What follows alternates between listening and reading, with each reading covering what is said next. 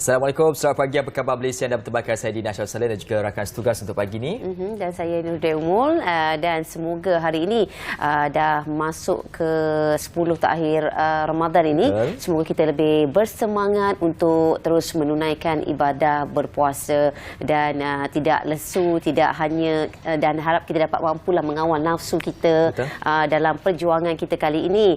Nak hujung-hujung time ni kan, dah ramai orang nak shopping. Betul, ini ramai belanja. Berbelanja walaupun dengar semalam khabar gembira khususnya kepada pejabat awam bila pembayaran gaji dan juga pemberian bantuan bagi hari raya Aidilfitri diawalkan daripada 17 hari bulan ke-14 hari bulan Jumaat ni, Sabtu Ahad dah cuti lagi nanti kan. Jadi kena bijak berbelanja, kawal hawa nafsu sebab difahamkan gaji seterusnya 41 hari lagi. Ya, di situ adalah cabarannya bagaimana kan.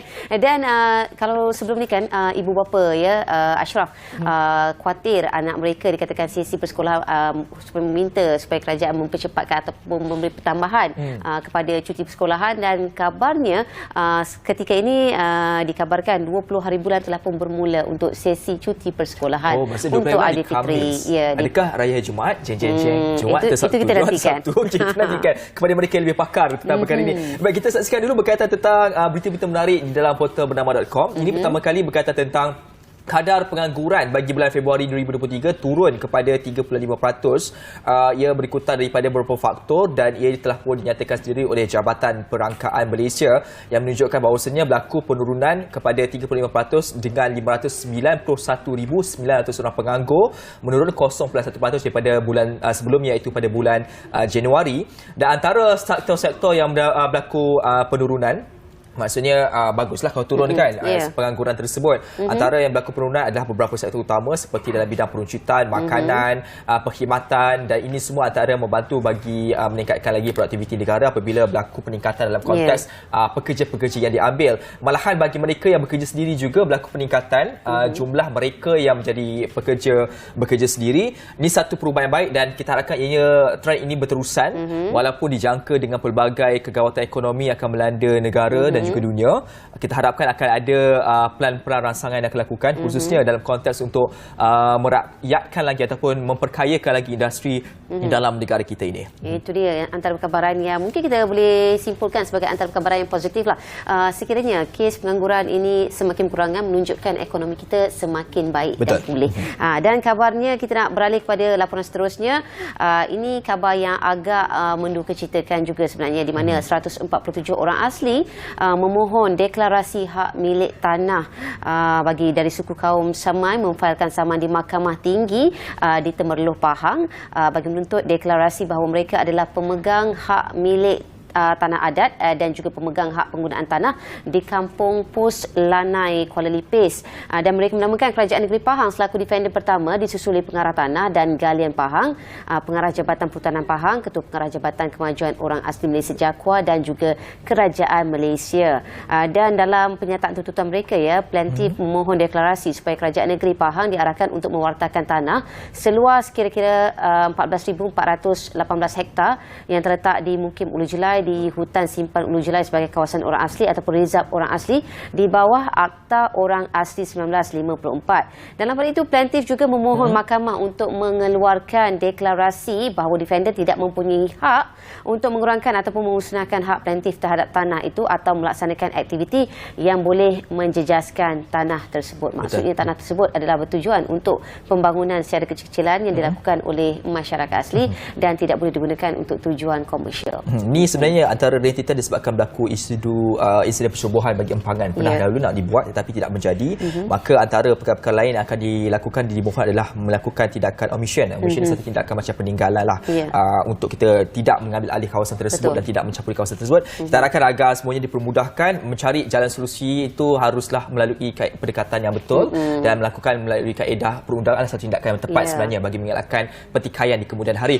Itu antara yang menarik bagi maklumat-maklumat terkini dalam berita di bernama.com. Selepas ini kita bersama rakan tugas tentang berita-berita menarik dari berita-berita seterusnya. Kita nak tengok dulu cuaca lah macam biasa kan. Macam biasa. Nak sama shopping nanti kabarnya. Okey.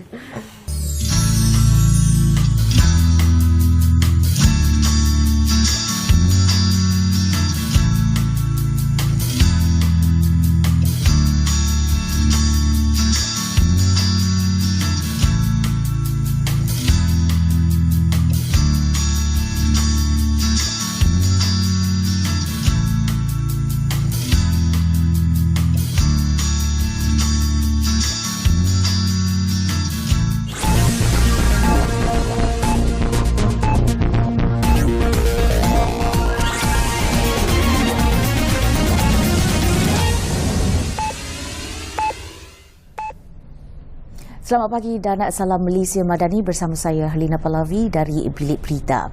Malaysia berusaha ke arah menubuhkan Suruhanjaya Keselamatan Cyber Kebangsaan dan meminda undang-undang mengenai perlindungan data peribadi untuk menentang skamer.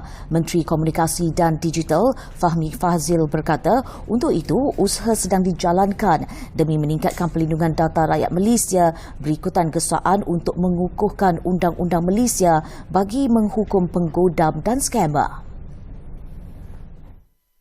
Under the ministry, we are looking at several key and very important legislative amendments, including we are working to amend the Personal Data Protection Act to make it more robust, to make sure that those who hold on to data are more responsible about protecting the data that is under their custody, and to ensure that more sectors are covered. Katanya memandangkan skamer juga boleh menjadi mereka yang melakukan jenayah di negara jiran sambil menipu rakyat Malaysia dan ia berada di luar bidang kuasa undang-undang Malaysia. Oleh itu, perlu ada kerjasama antara polis Malaysia dan negara jiran untuk mengambil tindakan ke atas sindiket dalam talian. Sabah umum bonus sempena sambutan Hari Raya Aidilfitri dan Pesta Keamatan kepada penjawat awam negeri itu sebanyak RM700, manakala pesara RM350.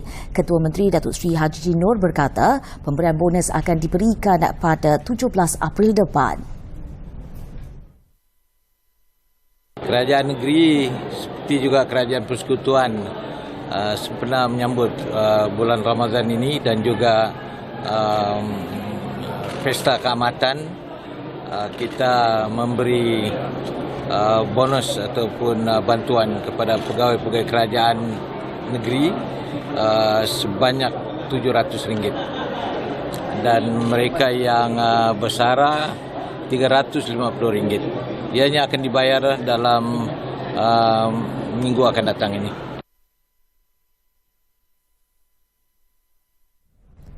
Sementara itu, dalam perkembangan politik berikutan pemecatan 3 adun dari UMNO, Datuk Seri Haji G enggan mengulas lanjut kerana ia berkaitan urusan UMNO.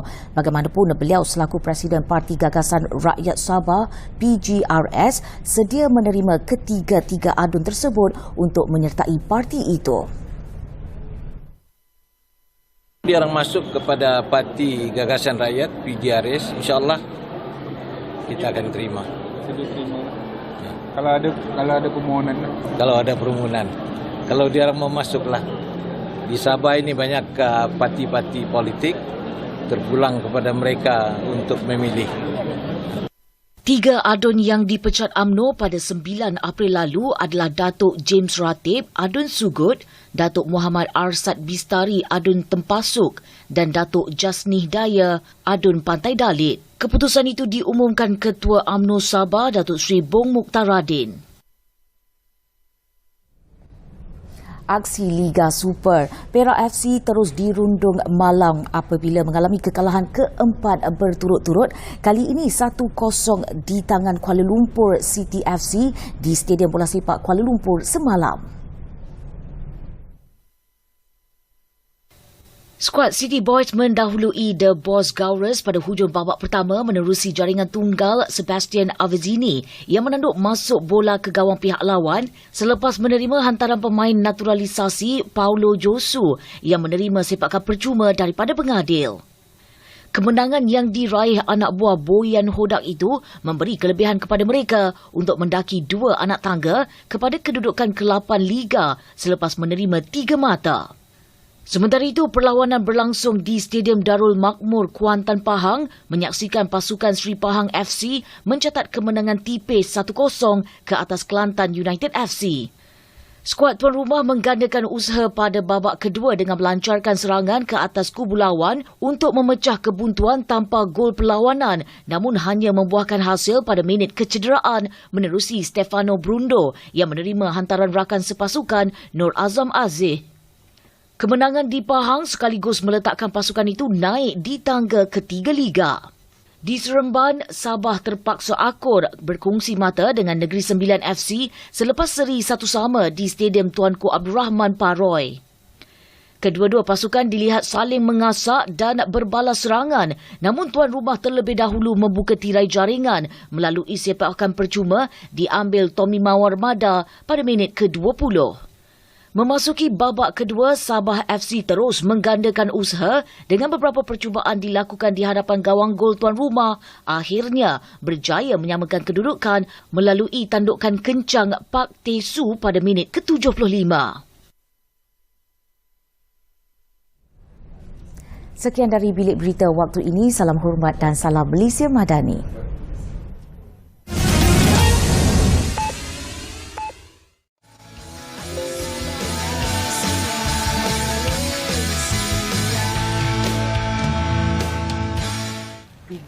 Baik, malam Lailatul Qadar, malam yang dicari-cari, malam yang cukup istimewa, yang hanya ada, boleh kata, setahun sekali.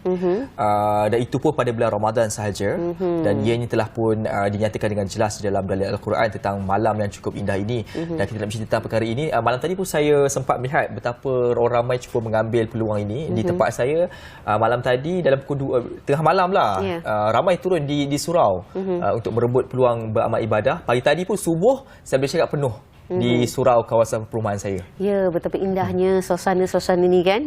Ini adalah yang orang kata apa, setahun sekali sekiranya kita berpeluang untuk melalui untuk mengejar 10 malam Lailatul Qadar itu, 10 malam takhir Ramadan untuk mengejar Lailatul Qadar, dan kabarnya bukanlah sebarangan orang yang layak untuk menikmatinya, hanya insan-insan yang terpilih sahaja. Okey, dan untuk membincangkan mengenai merebut ganjaran Lailatul Qadar pada hari ini, kami membawakan Dr. Muhammad Khairul Naim Cik Nordin, merupakan pensyarah kanan Jabatan Akidah dan juga Pemikiran Islam Akademi Pengajian Islam daripada Universiti Melaya. Assalamualaikum. Selamat datang Doktor, apa khabar? Waalaikumsalam warahmatullahi wabarakatuh. Okey Doktor, dan kita memperkatakan mengenai malam Lailatul Qadar ini kan, apakah ganjaran dan nikmatnya sehingga ramai sekali di luar sana, hampir ke semua umat Islam berebut-rebut untuk mencari Lailatul Qadar ini? Baik, alhamdulillah bil alamin, wassalatu wassalamu ala asyrafil anbiya'i wal mursalin wa ala alihi wa sahbihi ajma'in. Apabila kita sebut malam ataupun kita sebut malam Al-Qadar ataupun Lailatul Qadar, ianya tidak dapat kita nafikan disebut oleh Allah Subhanahu wa taala secara langsung di dalam Al-Qadar. Apabila Allah Subhanahu wa taala menyebut inna anzalnahu fi lailatul qadr wa ma adraka ma lailatul qadr. Di dalam ayat ini Allah Subhanahu wa taala menyebut suatu tempoh waktu. Di dalam Quran, bila mana kita membelek dan membaca ayat-ayatnya, ada Allah Subhanahu wa taala menyebut tentang waktu, kan, wadduha wal laili idza saja wal fajr wa layalin ash. Dan termasuk dalam waktu itu adalah satu waktu yang sangat istimewa yang disebut oleh Allah Subhanahu wa taala, bahawa Allah Subhanahu wa taala telah menyediakan satu malam yang disebut sebagai malam Al-Qadar, yang mana ianya istimewanya itu adalah ia lebih baik daripada 1000 bulan.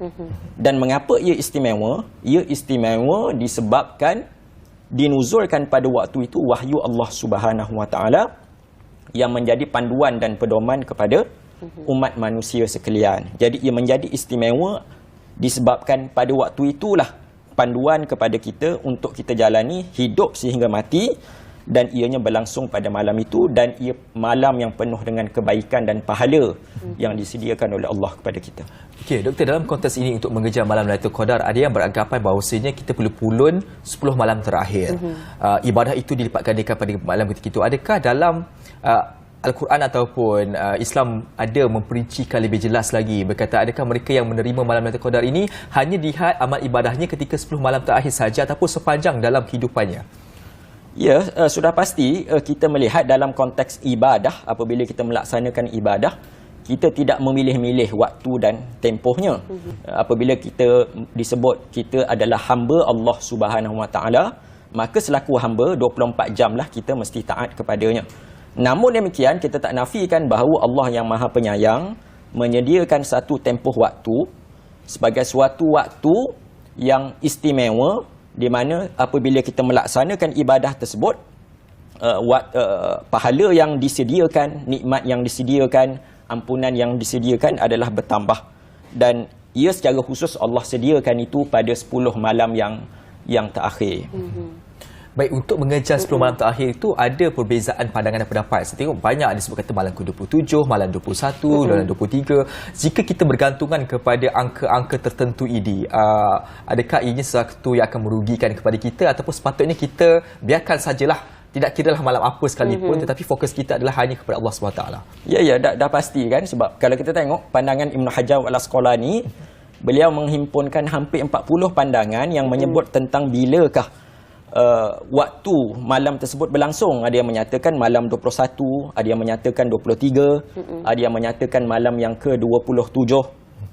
Dan dalam konteks 10 malam itu pun ada hadis Nabi SAW yang Nabi sebut iltamisuha fi ashwil awakhir witran.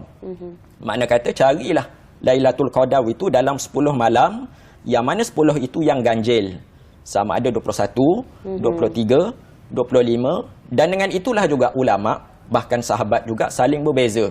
Ibnu Abbas menyatakan malam yang ke-27, Imam Syafi'i malam ke-21 dan 23. Jadi disebabkan itu kita tak mampu nak mengetahui, sebab ianya adalah di bawah pengetahuan Allah. Maka untuk setakat ini kan bermula pada malam ini sehinggalah sebelum menjelang 1 Syawal, maka kita guna kesempatan sepenuhnya melaksanakan ibadah tanpa memilih 21 ke, 23 ke, 27 ke. Okay, tapi kita melaksanakannya tanpa pilih kasih. Dan sesungguhnya rahsia sebenarnya adalah di milik Allah, ya. Ya, bilakah. Kita nak tahu juga, Doktor, mengenai keistimewaan malam Lailatul Qadar ini sehingga kisahnya diangkat. Apakah pedoman di sebalik kisah malam Lailatul Qadar ini? Sudah pasti apabila kita sebut mengapa ianya istimewa, kan sesuatu waktu itu menjadi istimewa apabila ada intipati. Contohnya apabila kita sambut 31 Ogos. Ia menjadi istimewa dan cuti kebangsaan sempena kemerdekaan. Betul. Dan malam Al-Qadar menjadi istimewa apabila dinuzulkan wahyu Allah Subhanahu Wa Taala. Dan ia bukan sekadar himpunan perkataan, tapi ia menjadi suatu panduan kepada hidup kita.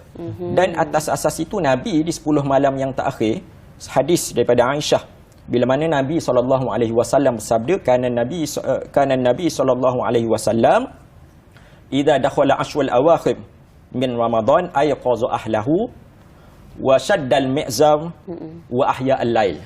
Aisyah ceritakan Nabi apabila masuk 10 malam, Nabi buat apa? Nabi kejutkan ahli keluarga, Nabi ikatkan kain, dengan makna tidak mendekati isteri-isteri baginda SAW, dan juga Nabi menghidupkan malam.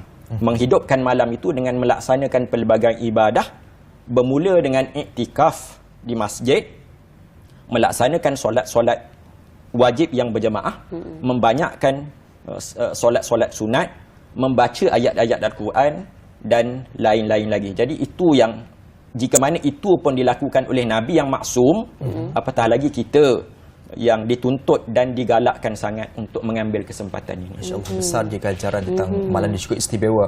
Dan pastinya kita tertanya-tanya juga tentang tanda-tanda sekiranya kita ini diberikan peluang dipertemukan dengan malam Lailatul Qadar. Apakah tanda-tanda yang barangkali telah pun dinyatakan oleh Al-Quran sendiri berkata tentang perkara ini? Sudah pasti apabila kita melihat kepada apa yang disebut tanda, kan, tidak ada suatu tanda khusus. Contohnya sebelum malam itu pokok akan sujud, ataupun keesokan paginya air kolah menjadi beku. Sekarang ni kita tak pakai kolah, kan, swimming pool, ataupun apa-apa sahaja.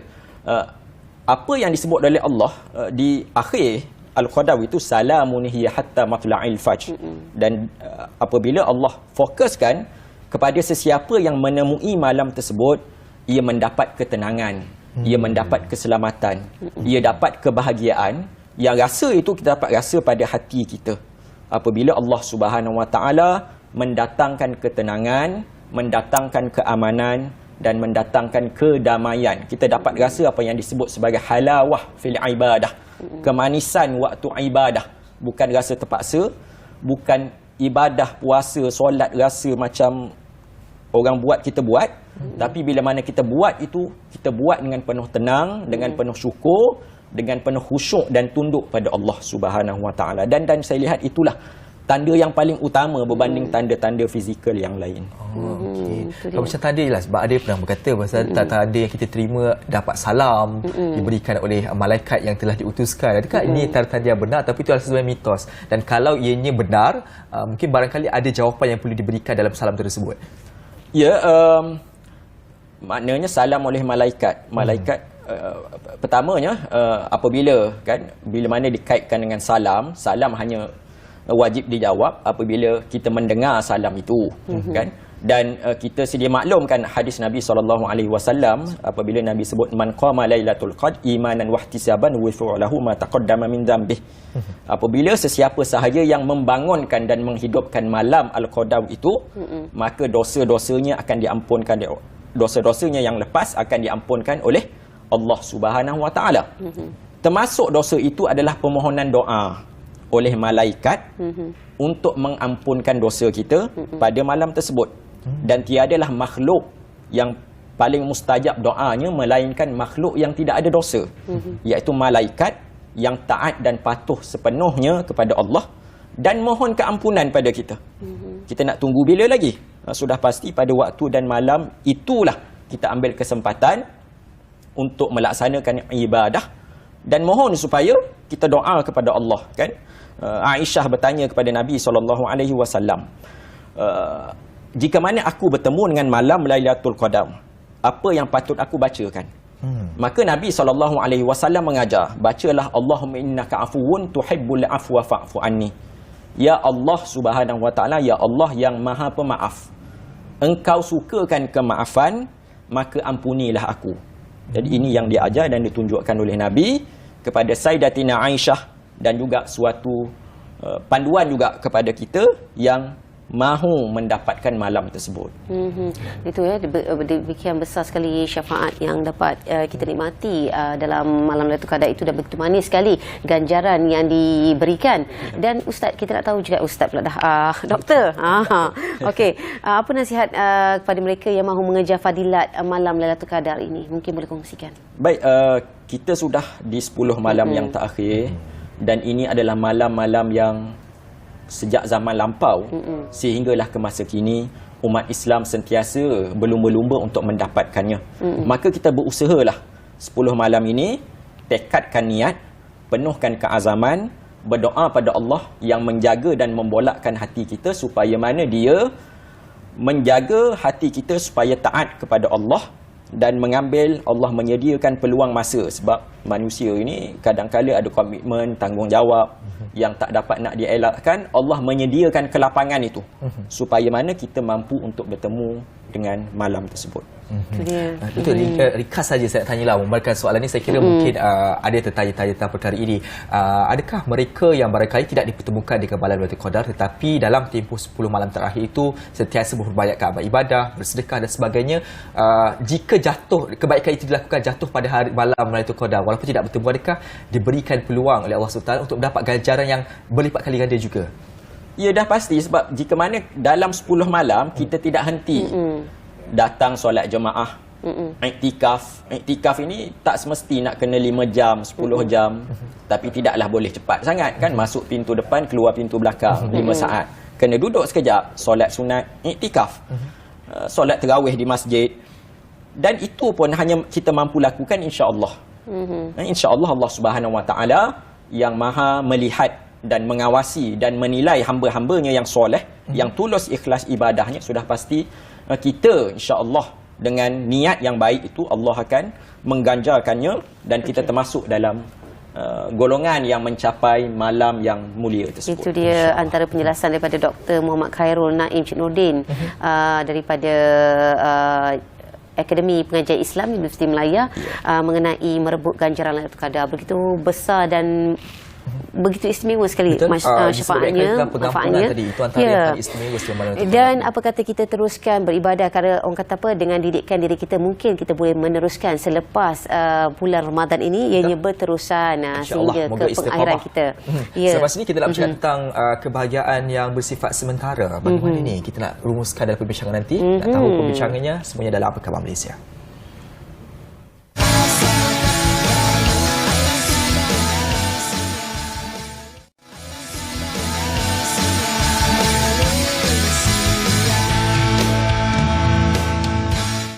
Baru-baru ini, kru Apa Khabar Malaysia telah menghadiri majlis berbuka puasa anjuran UDA Holdings Berhad bersama media, anak asnaf dan anak yatim. Majlis yang bertempat di Boat House Tasik Ampang itu telah disempurnakan oleh Yang Berbahagia Datuk Seri Muhammad Salim, Presiden atau Ketua Pegawai Eksekutif UDA, dan disaksikan oleh YB Datuk Yvonne Benedict, Menteri Pembangunan Usahawan dan Koperasi. Di majlis tersebut, UDA Holdings Berhad telah menyalurkan sumbangan zakat berjumlah RM58,000 kepada anak asnaf, anak yatim sekitar Lembah Klang menerusi program tanggungjawab sosial korporat CSR yang dikenali sebagai UDA Cares. Hari ini UDA meraihkan pelajar-pelajar daripada 5 sekolah yang datang satu sekolah, tapi kita raikan untuk 5 rumah anak yatim dan asnaf, yang mana UDA memberi sumbangan sebanyak keseluruhannya RM58,000. Sumbangan ini terdiri pada setiap rumah kita beri RM10,000, manakala anak-anak asnaf yang hadir pada hari ini seramai 40 orang, setiap seorang menerima sumbangan RM200. Sumbangan itu disampaikan kepada 5 pertubuhan bukan kerajaan NGO, iaitu Pusat Jagaan Penyayang Nur Iman Kuala Lumpur, Pertubuhan Kebajikan Nur Syahira Kuala Lumpur, Rumah Permata Hatiku, Rumah Anak Yatim Syifa, Pertubuhan Kebajikan Anak Yatim dan Miskin Baitu Saidati Khadijah. Menteri Pembangunan Usahawan dan Koperasi Datuk Yvonne Benedict berkata, inisiatif CSR yang dilaksanakan oleh UDA Cares menyantuni anak-anak yatim, asnaf, orang kurang upaya dan sebagainya adalah amalan murni yang perlu diteruskan dan dicontohi. Dan ini merupakan acara tahunan UDA untuk mengadakan program amal membantu mereka yang memerlukan. Dan sebagai Menteri Pembangunan Usahawan dan Koperasi, saya sangat menghargai komitmen dan inisiatif UDA Holdings ini dan juga agensi-agensi lain di bawah kementerian yang ingin membantu komuniti anak-anak golongan asnaf kita ini bersempena dengan bulan Ramadan ini. Dalam majlis yang sama, seramai 40 orang asnaf dari Pusat Jagaan Nur Iman menerima sumbangan wang tunai berjumlah RM200 setiap orang. Sementara itu, Presiden yang juga merangkap Ketua Pegawai Eksekutif UDA, Datuk Seri Muhammad Salim Kailani berkata, CSR dalam agensinya merangkumi pemberian latihan, bimbingan dan bantuan kepada golongan usahawan asnaf. Macam dari segi perumahan adalah satu keperluan untuk setiap rakyat dan keluarga. Jadi UDA memberikan bentuk dari segi pembinaan rumah mampu milik seperti residensi wilayah, rumah mampu milik Johor, dan juga di setiap negeri akan ada rumah mampu milik di projek-projek yang UDA laksanakan. Ini adalah sebahagian daripada usaha kami untuk memastikan bahawa golongan B40 masih punya peluang untuk memiliki aset, sebab rumah adalah suatu aset yang boleh beri kenaikan nilai pada masa akan datang.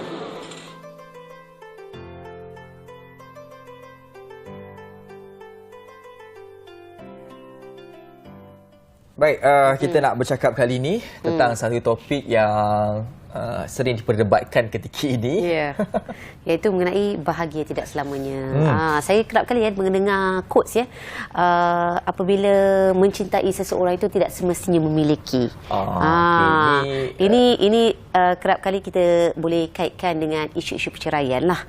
Yang berlaku ketika ini, yang begitu hangat di media sosial ketika ini. Kerana bukannya apa, Ashraf, nak jadikan hangat disebabkan pempengaruh dan juga mungkin artis-artis yang dikenali berdepan dengan konflik rumah tangga, ianya menjadi bahan-bahan hidangan di dalam media sosial, dan itu sedikit sebanyak telah menjentik hati kita sejauh manakah keutuhan institusi perkahwinan yang ada masa kini.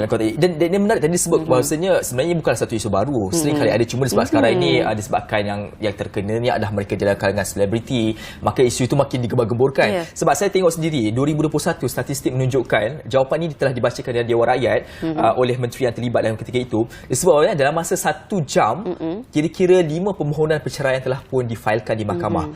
Maksudnya isu ini sebenarnya adalah satu isu yang sangat kronik bagi saya. dan perlu untuk dipandang secara serius tentang apakah punca dia dan mengapa jalan ini diambil oleh pasangan-pasangan. Adakah kerana faktor-faktor yang tidak boleh untuk dielakkan ataupun sebabkan faktor itu sebenarnya boleh dielakkan dengan melakukan rundingan dan juga perdamaian antara pihak-pihak. Tapi kita nak bicara perkara ini dengan yang mereka yang lebih arif di lapangan yang saya kira setiap hari, hampir setiap hari akan bertemu dengan pasangan-pasangan yang mahu melakukan tindakan perceraian ataupun pelbagai tuntutan-tuntutan syariah. Kita bersama dengan Tuan Muhammad Hazwan Ayub merupakan peguam sivil dan juga syariah. Dalam kita berbincang soal bahagia tidak selamanya. Apa khabar Tuan Hazwan, sihat ya? Alhamdulillah baik. Okey. Dan kita nak bercakap mengenai bahagia tidak selamanya. Siapa yang nak impikan satu kahwinan itu berakhir dengan perceraian ya? Bab kata orang lah, bapak kata patah, kalau boleh kita dambakan perkahwinan itu kekal sehingga ke akhir hayat, tetapi apakan daya malang menimpa, hujan turun di tengah jalan. Okey, dan mungkin perceraian itu adalah satu solusi yang terbaik terhadap satu penyelesaian perkahwinan itu. Mungkin Tuan Hazwan boleh kongsikan ataupun ceritakan ataupun ulaskan. Okey, baik, terima kasih Nurul, terima kasih Dini. Berkenaan dengan penceraian, kalau kita lihat semula asas perkahwinan itu sendiri dibina di atas mawaddah dan rahmah. Dibina di atas dasar cinta. Perkahwinan itu adalah satu institusi yang unik di mana melibatkan dua pihak, pihak suami, pihak isteri. Memang semua orang impikan kebahagiaan. Ada setengah tu hari pertama pernikahan dia dah tengok 50 tahun ke hadapan, aku nak hidup bersama dengan pasangan aku, ada anak, ada cucu. Walau bagaimanapun, lautan mana yang tidak bergelora, pantai mana yang tidak dilanda badai. Kita tidak boleh lari daripada isu penceraian ini bila membicarakan perkahwinan. Ini adalah lumrah dan asam garam alam perkahwinan. Itu dia. Dan itu adalah satu yang bukan pelik untuk kita bicarakan. Adalah satu yang normal. Setiap hari memang ada kes-kes penceraian. Tetapi jangan pula pihak-pihak memikirkan penceraian itu adalah satu perkara yang buruk, sangat buruk. Kadang-kadang perceraian itu membuka ruang untuk sesuatu yang lebih baik daripada perkahwinan yang sedia ada sekarang ini. Baik, dalam kebanyakan kes yang mungkin Tuan sendiri pernah kendalikan di lapangan ini, adakah mereka ini kebiasaannya mengambil jalan untuk bercerai sebagai pilihan utama ataupun ianya merupakan pilihan yang memang terakhir selepas tidak ada lagi kebarangkalian perdamaian itu akan wujud? Okey, baik Dini. Berkenaan dengan penceraian sebagai jalan utama atau jalan terakhir, kita perlu lihat kepada jenis-jenis penyebab atau faktor yang menjerumus kepada penceraian tersebut. Mengikut pengalaman saya, sekiranya seorang pihak itu datang merujuk dan saya lihat kes itu melibatkan penderaan fizikal. Ada cerita isteri kena pukul, suami pun ada yang kena pukul. Dan itu selalunya saya akan nasihatkan utamakan proses tersebut sebab kita perlu melindungi diri kita sendiri. Isteri perlu melindungi diri kita, diri isteri sendiri, suami perlu melindungi. Dan itu saya akan nasihatkan kita terus berusaha untuk penceraian. Okey, dan Tuan, kita nak tahu juga ya, antara perceraian, kes perceraian kadang-kadang tidak mendapat kerjasama antara dua pihak. Betul. Pastinya ada pihak lelaki yang dilihat, orang kata apa, kalau perceraian ni nak-nak wanita lah antara mereka yang sering kali tertindas dan ditindas. Apabila menjadi wanita di Malaysia ni bukannya mudah, kadang-kadang kena ada duit. Orang kata kalau nak bercerai ni sebab macam-macam kes nak kena dibuka. Dan kalau tak mendapat kerjasama daripada pihak suami pula akan mengakibatkan satu kes yang mudarat dan mungkin untuk dibawa ke mahkamah sekiranya kata sepakat itu tidak ditemukan titik jalan untuk perceraian. Apakah yang wanita tersebut boleh dapat untuk hak mereka untuk membebaskan diri daripada perkahwinan tersebut? Baik, bila kita bercakap soal penceraian sebelah pihak ni, maknanya tidak ada persetujuan daripada kedua-dua pihak suami isteri. Di dalam undang-undang kita ada beberapa jalan yang diberikan termaktub di dalam undang-undang, antaranya permohonan penceraian melalui Seksyen 47 di mana salah seorang pihak akan memfailkan dan mahkamah akan bertanya sama ada bersetuju atau tidak. Jika tidak bersetuju, ada proses seterusnya di mana mahkamah akan melantik jawatankuasa pendamai. Juga ada proses rundingan di situ Sekiranya tidak juga bersetuju, mahkamah akan melantik hakam seterusnya. Dan rundingan juga di peringkat hakam. Sekiranya juga tidak bersetuju di peringkat hakam, itulah peringkat yang terakhir sekali, peringkat hakam di peringkat mahkamah. Mahkamah akan mengguna kuasa yang diberikan kepada mahkamah untuk membuat satu lafaz talak. Selain daripada Seksyen 47, pihak isteri juga boleh membuat tuntutan fasah. Saya selalu nasihatkan isteri, sekiranya ada wujud kes penderaan, keganasan rumah tangga, kita perlu utamakan tindakan fasah. Sebab di dalam seksyen dalam Akta Undang-Undang Keluarga Islam ada dinyatakan, tak silap saya, 10 atau 11 alasan kenapa fasah itu perlu dibenarkan. Salah satunya adalah penderaan fizikal, penganiayaan kepada isteri. Ada beberapa lagi lah. Suami hilang, ni cerita kita gantung tak bertali. Tergantung sepi lagu ni, tergantung tak bertali. Lepas tu suami abaikan nafkah, nafkah zahir batin semua. Itu semua antara faktor-faktor yang mahkamah akan membenarkan satu perintah fasah untuk dikeluarkan. Okey, sebenarnya saya agak keliru juga. Apakah perbezaan perceraian hakam dengan fasah itu sendiri? Okey, baik. Hakam, saya suka soalan ni. Okey, fasah itu adalah satu permohonan dibuat oleh isteri ataupun suami. Untuk mahkamah membenarkan perintah fasah itu ada spesifik, ada alasan-alasan yang tertentu sahaja. Untuk penceraian melalui hakam, itu adalah melalui proses permohonan cerai di bawah Seksyen 47 yang saya sebut terlebih dahulu. Sebab kelebihan Seksyen 47 itu sendiri, pada mulanya ia kelihatan seakan-akan permohonan sebelah pihak, dan selepas rundingan, sekiranya ada persetujuan, dan mahkamah akan rekodkan penceraian secara persetujuan bersama. So jadi pihak-pihak tak perlu melalui proses pendengaran perbicaraan yang panjang. Untuk proses fasah, dia adalah yang melibatkan proses perbicaraan dan pendengaran yang panjang lah. Perlu menunjukkan bebanan bukti itu perlu ada lah. Beban bukti, kita perlu panggil saksi untuk mahkamah tentukan sama ada wujud atau tidak alasan-alasan fasah yang untuk dibenarkan tersebut. Okey, ini jelas. Dan salah satu lagi adalah bila kali ini terma penyondol sudah bagaikan satu terma yang cukup terkenal kerana melihatkan ada orang ketiga dalam satu hubungan. Dalam konteks ini, hak yang dimiliki oleh pihak-pihak, khususnya pihak tertindas, apabila satu wujudan penyondol dalam hubungan tersebut, apakah yang boleh dilakukan oleh mereka yang tertindas dalam konteks ini? Okey, baik. Berkenaan isu pihak ketiga yang tidak diundang ini, pihak yang teranaya selalunya pihak isteri. Yang pertamanya, boleh membuat laporan kepada Jabatan Agama. Di dalam Jabatan Agama tersebut ada penguatkuasa agama. Mereka akan menjalankan siasatan kerana kesalahan pihak ketiga yang tidak diundang ni adalah satu kesalahan jenayah. Pihak ketiga tersebut boleh dikenakan hukuman dan dikenakan tindakan. Seterusnya, sekiranya masalah itu berlanjutan dan boleh menjerumus kepada penceraian, itulah peringkat seterusnya yang pihak isteri boleh ambil, membayarkan permohonan permohonan Seksyen 47 tadi. Fasah tu kita just ingat dia ada 10-11 alasan spesifik.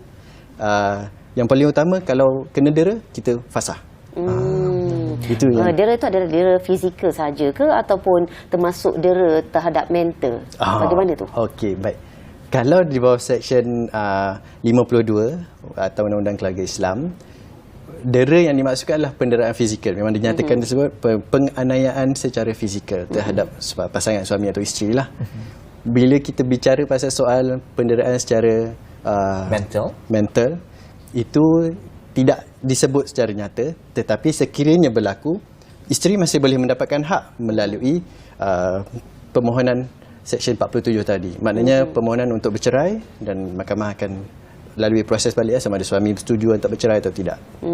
Dan berdasarkan Tuan Hazwan selaku peguam sivil dan juga syariah berdepan dengan kes perceraian, antara kes yang menjadikan punca perceraian masa kini berpunca daripada apa selain daripada isu orang ketiga ini? Antara punca penceraian yang sangat Yang sering kali menjadi masalah adalah kurangnya komunikasi di antara pihak suami dan isteri. Dia ada communication breakdown dekat situ. Dulu masa mula kahwin, elok je bercakap, lepas tu makin lama sikap sebenar makin keluar, kelihatan dua-dua pihak. Lepas tu itu yang menyebabkan kenapa selalunya penceraian itu difikirkan ataupun dicadangkan oleh pihak-pihak. Ada pergaduhan sedikit je nak minta bercerai. Ada pergaduhan sikit je minta cerai. Sebaiknya saya selalu nasihatkan, kalau ada pertelingkahan, biasalah suami isteri nak fikir yang ni, suami ada pemikiran dia tersendiri, sebaiknya dapatkan sesi kaunseling. Kita bincang dulu apa masalah. Suami saya suka macam ni, saya tak suka macam ni. Isteri saya macam ni, saya tak suka beliau macam ni. So kita duduk bincang, dapatkan nasihat. Di pejabat agama sendiri, mereka ada satu bahagian yang menguruskan kaunseling rumah tangga ni. Jadi sebelum pihak memikirkan untuk bercerai, sebaiknya cuba dapatkan nasihat daripada pihak agama, jabatan agama sendiri. Okey, baik. Dalam kita melakukan tindakan profilan perceraian, khususnya apabila ada fasad dan sebagainya, ada beberapa tuntutan akan dilakukan khususnya dari pihak-pihak. Dan kita nak bicarakan tentang tuntutan ini dan bagaimana adakah begitu sulit untuk dilakukan, khususnya kepada wanita yang seringkali mengatakan bahawasanya sukar untuk mendapatkan tuntutan-tuntutan mereka. Kita nak bicarakan semua selepas ini dalam Khabar Malaysia.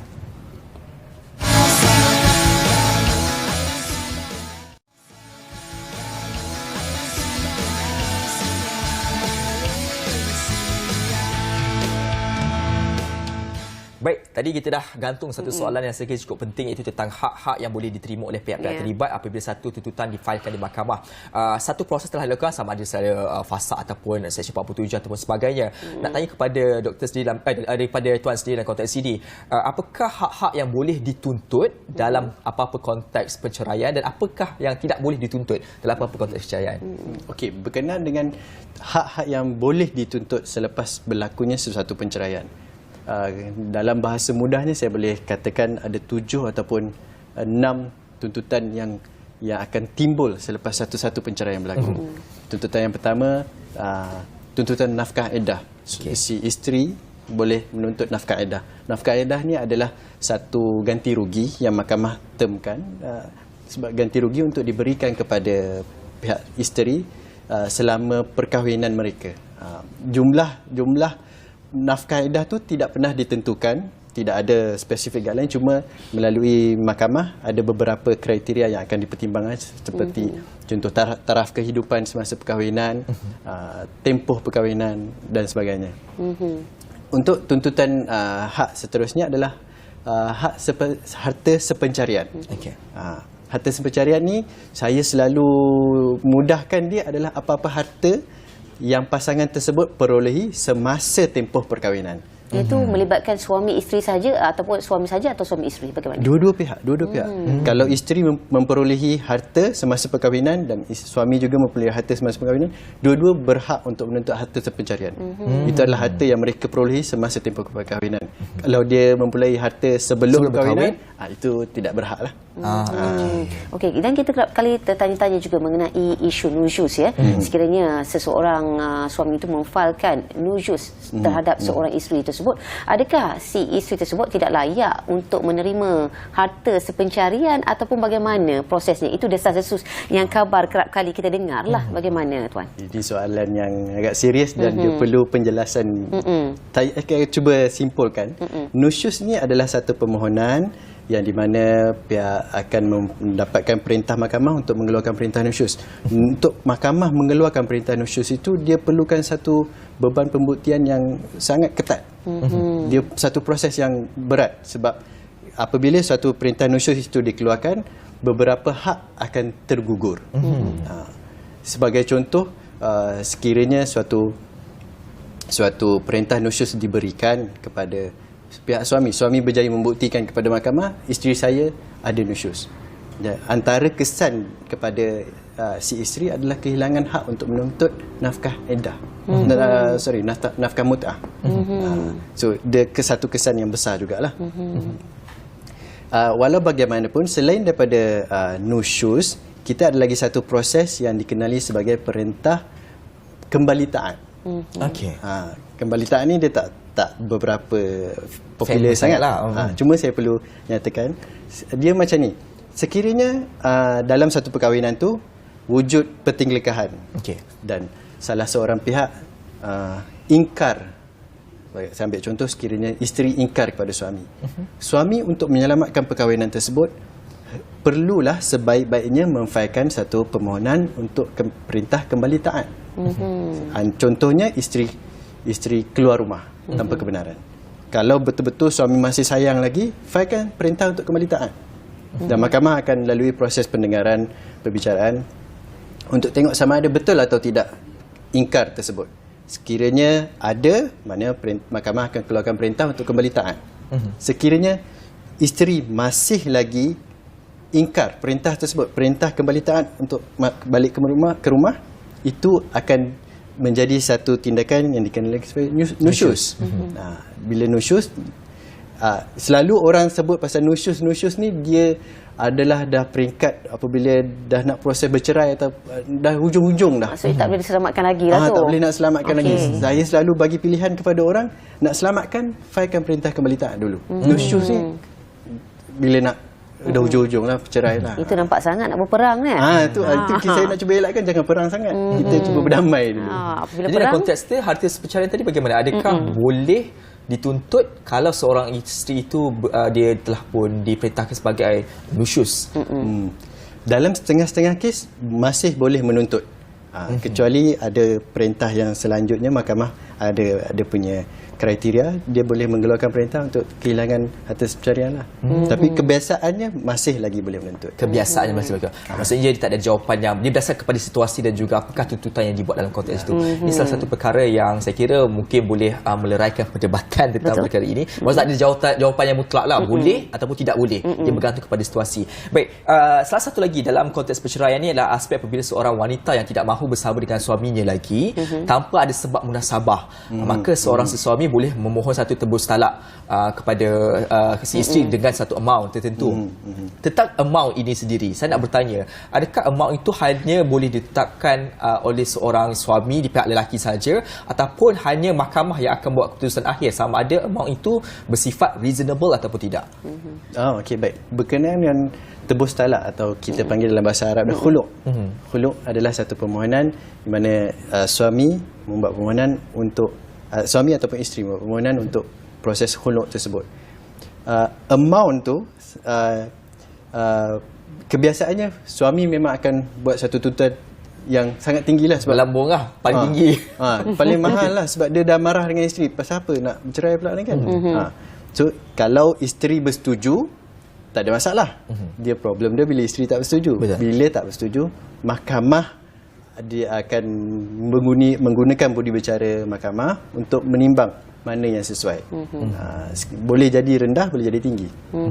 Dia tak ada definitive amount sendiri. Yelah, kadang-kadang macam pihak lelaki mungkin antara amount perkiraannya ni dua hantaran dulu, RM12,000, RM5,000 bayar balik. Ganti balik. Mungkin boleh jadi ada sebab-sebab. Okey, dan sebenarnya Tuan, kerap kali kita lihat apabila melibatkan kes perceraian seperti saya katakan awal tadi, wanita mungkin antara golongan yang terbeban kerana kuasa talak itu adalah tertakluk pada lelaki, jatuh pada lelaki. Dan apabila mereka ingin membebaskan diri daripada perkahwinan yang bermasalah itu, mereka memerlukan sesuatu kos untuk dikeluarkan apabila untuk membuka fail-fail tertentu. Sekiranya kewangan mereka ini terhad, di manakah jalan yang sepatutnya mereka mendapatkan solusi? Betul. Bila sesuatu perkara yang melibatkan tindakan mahkamah perlu untuk mendapatkan khidmat peguam, melibatkan satu kos. Boleh jadi kos itu tinggi, boleh jadi kos itu rendah, terpulang kepada peguam itu sendiri. Ada yang peguam buat secara sukarela je sebab kesian atas khidmat masyarakat dan sebagainya. Walau bagaimanapun, sekiranya gagal untuk mendapatkan peguam ataupun isteri mempunyai kesukaran untuk membayar khidmat peguam, kita mempunyai satu jabatan yang dikenali sebagai Jabatan Bantuan Guaman. Jabatan Bantuan Guaman ini mereka juga menyediakan khidmat peguam syar'i untuk membantu kes-kes macam ni. Tapi itu adalah ada beberapa kriteria yang perlu dipenuhi dan perlu dapatkan nasihat lanjut daripada pihak Jabatan Bantuan Agama sendiri. Okey. Baik, di akhir ini tadi kita banyak cerita seolah-olah macam perceraian ini satu perkara yang buruk, tetapi tadi disebut oleh Tuan Sri bahawa ia boleh jadi keadaan yang baik. Di hujung ini, dalam kita merumuskan perbincangan, mungkin bagi mereka yang sedang dalam fasa perceraian ini dan sengaja menyukarkan situasi itu, dan saya percaya banyak yang melakukan tindakan tersebut dan akhirnya menindas pihak-pihak khususnya kepada golongan wanita, apakah solusi ataupun nasihat yang mungkin Tuan boleh berikan kepada mereka ini supaya melihat bahawa saja perceraian itu adalah sebenarnya satu titik permula untuk perdamaian dan juga kesenangan di masa akan datang. Baik. Macam saya cakapkan sebelum tadi, penceraian itu sendiri boleh jadi satu titik permulaan yang lebih baik pada keadaan yang ada sekarang ini. Walau bagaimanapun, bagi mereka yang sedang dilanda badai bergelora di dalam rumah tangga, sebaik-baiknya dapatkan nasihat ataupun kaunseling terlebih dahulu. Dapatkan nasihat daripada orang-orang yang berpengalaman. Boleh jadi ahli keluarga, ataupun ahli-ahli akademik, ustaz-ustaz. Sekiranya perlu, peguam Jabatan Agama, mahkamah juga ada menawarkan khidmat. Dapatkan nasihat terlebih dahulu sebelum membuat keputusan untuk bercerai. Kita perlu ingatlah apa-apa yang kita buat ada kesan dan tanggungjawabnya. Perkahwinan ini adalah satu amanah. Dia taklifun wala tasyrifun. Dia bukan kelebihan. Dia ada amanah. Kita perlu dipertanggungjawabkan. Sekiranya kita menganiaya orang, ada balasan yang perlu kita hadapi kemudian kelak hari. Ini satu nasihat yang baik saya kira. Perlu ada cari solusi, cuba usahakan, tapi kalau tak ada juga permudahkanlah urusan tersebut kerana pihak semua penat juga. Sebenarnya saya tengok sebab ialah kita ada rakan yang pernah melalui fasa ini, penat melalui fasa ini kalau ada pihak-pihak yang memberikan kerjasama. Dan mungkin salah satu juga saya rasa macam lepas ni kena ada ni macam khusus kahwin kan sebelum kahwin. Tapi mungkin lepas ni kena ada khusus lanjutan. Ya, betul, itu sangat setuju ya, apabila kita orang kata apa, Ashraf, kita sentiasa memperbaharui rasa kasih sayang yang ada dalam rumah tangga tu kan, yang mana boleh kita tutup mata, mungkin kita tutup mata kerana kehidupan kita ni adalah perkongsian ya, yang perlu tiada yang sempurna dalam kehidupan ni, dan janganlah pentingkan diri. Baik, terima kasih kepada Tuan Muhammad Hazwan Ayub atas perbincangan kali ini.